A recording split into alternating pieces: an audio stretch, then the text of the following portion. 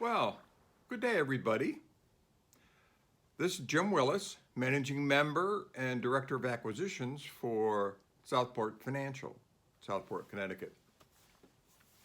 I had a funny experience the other day.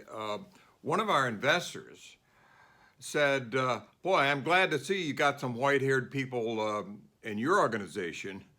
And he says, "I don't want to see any of these youngsters that don't have any experience and are going to use my money, investment money, to learn what not to do."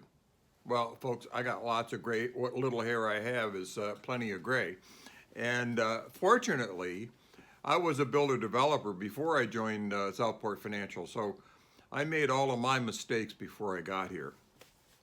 But anyway, today I want to talk to you a little bit about what do we look for in a property to acquire. Now, just because it's available doesn't mean we should buy it. I mean, everybody out there, you people and everybody else, knows that's true. From buying clothes, buying appliances, buying everything. Just because it's available doesn't mean it's the right thing for you. So what we do is that we look at a lot of properties every year. We look at anywhere from 3,000 to 5,000 opportunities to buy every year. And out of that, we probably end up buying 3 to 5. And that means a lot of due diligence. But we have certain criteria that we almost eliminate some properties before we even give them much consideration at all. For example, we look at 150 to 300 unit apartment properties. That's what we prefer. Why 150 to 300? Well, with experience, we know that if you got a less than 150 units, you lose the economies of scale. The property can't afford to offer the things that tenants want. You may not be able to afford quick responding maintenance. What if your refrigerator goes on the fritz on a Saturday morning? If you don't have the maintenance people there to replace it, you've got a problem.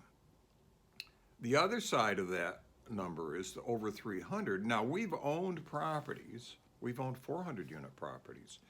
And what we discovered there was that when you have that larger property, parts of the property tend to get lost in the size, where you have some units or some buildings on the outskirts of the property that tend to get forgotten and tend to get overlooked.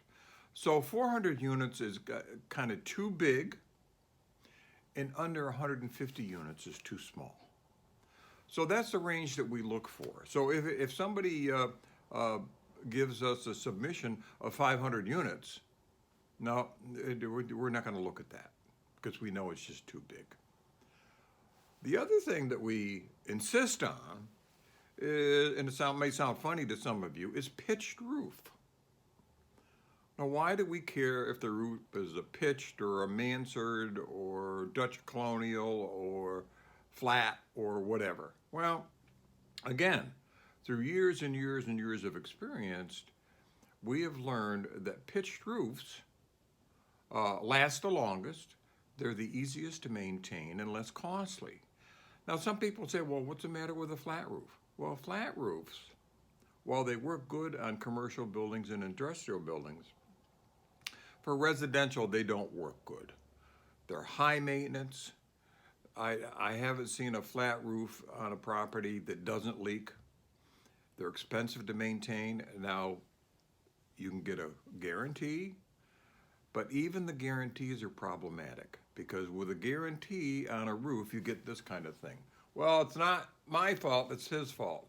It's not his fault, it's my fault. So you tend to get a lot of finger pointing.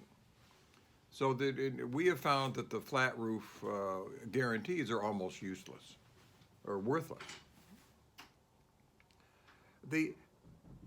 Then the other thing that we look real hard at is the exterior material.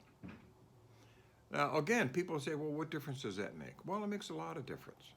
For example, years back, there was a plywood called T111 that was very, very popular to use the exterior of a multifamily building. It costs less to install and, than regular lap siding, and it looked good. It was fairly easy to paint, and it was very, very popular for years. What we discovered again through experience was that the T111 would tend to curl on the corners.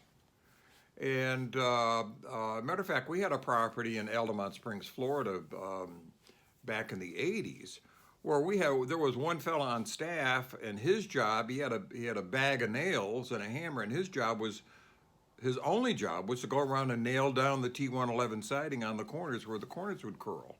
When the corners curl, then you get bugs inside, and you get moisture, and you get other things that lead to other problems. So we look real hard at what the exterior material is made from. Of course, we prefer brick. Stucco's good, although stucco has its own problems too. Stucco needs to be sealed. People think concrete is waterproof and tough and tight. Well, concrete is very porous. And stucco, if it's not sealed properly, you can end up with a moisture problem or a mold problem. So stucco requires a good bit of due diligence and before you can go and own a stucco building. Hardy board is probably the best, and we like that the best. It's maintenance free, almost maintenance free. There's some maintenance to it, but but you can pressure wash it, you can clean it, you can keep it nice, looking nice for a long period of time. One of the other things that we insist on, and we don't see a lot of this these days, but individual meters. Now, individual meters, most properties today have individual meters. What that means is that you have a meter for the electric for each and every unit, so the tenant pays their own electricity. You have individually metering for heat. Now, in years past, in some parts of the country, it was common to have central heating and central air conditioning where the landlord would provide heat and air conditioning and pass the cost on to the tenant. The problem with that, we discovered, being a landlord, is that if the utility cost goes up, it's hard to pass it on to the tenant. The tenants will grumble and complain that the cost is going up. We would rather the tenant have a complaint with the utility company rather than with us. The other thing is that we traditionally have one-year leases. So if the utility cost goes up in the second year of a one-year lease, that means we can't raise the rent for another 10 months. So we end up eating the cost, and our investors end up eating the cost of that particular utility. So we insist on individual meters. One other comment on that: we owned a property in Texas, and Texas being a petroleum oil state, natural gas was very, very inexpensive. So a lot of developers would put in central heating provided by natural gas. It was so inexpensive, it made sense to do it. Well, over the years, the cost of natural gas goes up, and again, we don't want the tenants to think that we're charging them more because the utility cost goes up. Other states, for example, Florida, it's very common for the municipality to charge sewer and water fees.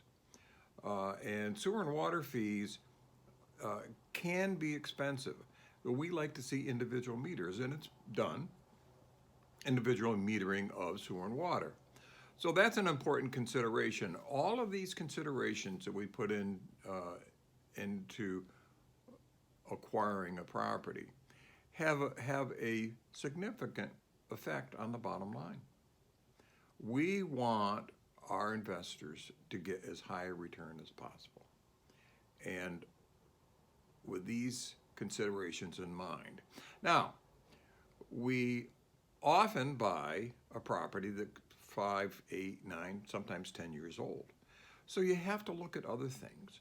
Are we going to have to repave the parking lot? Are we going to have to replace electrical components? A few years ago, aluminum wiring was very popular.